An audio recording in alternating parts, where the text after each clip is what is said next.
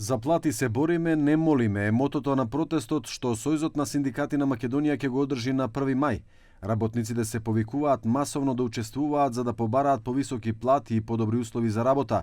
Председателот на ССМ Слободан Трендафилов, повикувајќи се на податоците од УЈП, вели дека повеќе од 260.000 работници живеат со приходи под 600 евра.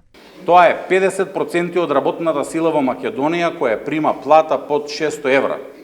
Овие работници да не среќаваат на улица и да ни се жалат, да не ни праќаат пораки и да ни се жалат, туку да застанат со нас рамо до рамо и да покажат дека се незадоволни од висината на работничките плати, од висината на платата која носат на нивните семејства, особено поради тоа што со мизерното усогласување на минималната плата за 1667 денари во месец март оваа година, зголемувањето на вредноста на синдикалната минимална кошница за 3304 денари од почетокот на годината покажува дека едно семејство, доколку двајцата работници се на минималец, им недостасува некоја стотка за да можат да ги овозможат најосновните прехранбени услови за живот на своето семејство. Според ССМ, во Македонија нема точни податоци за работници кои го загубиле животот на работното место.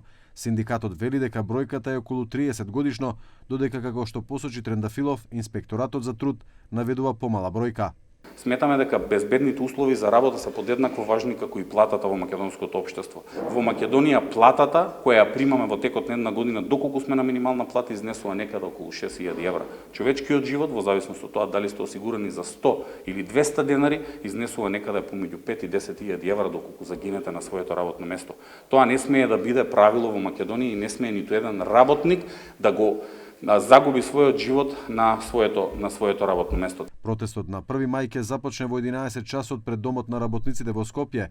Се очекува учество на многу синдикати од различни сектори, вклучувајќи и некои кои веќе постигнале договори за зголемување на платите.